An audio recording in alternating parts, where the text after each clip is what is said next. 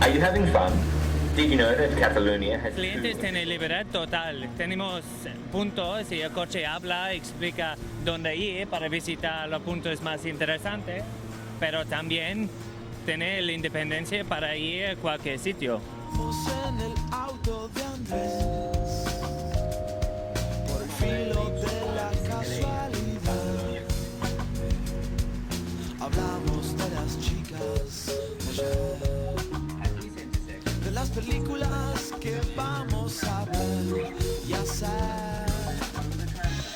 Aquí tenemos el ventaja en Barcelona que hay tantos motos, los coches ya va con un poco cuidado a las motos y como estamos tan amarillo ya se nota cómo estamos.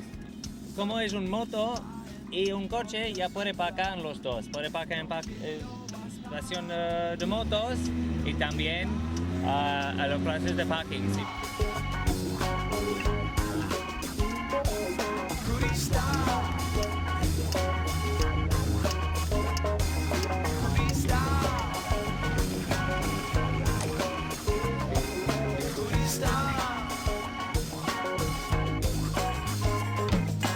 Driving down the Passeig de Gràcia, coming down the hill, all the buildings, everything's wide open, you can see everything going on, you can see the people, everyone stares at you.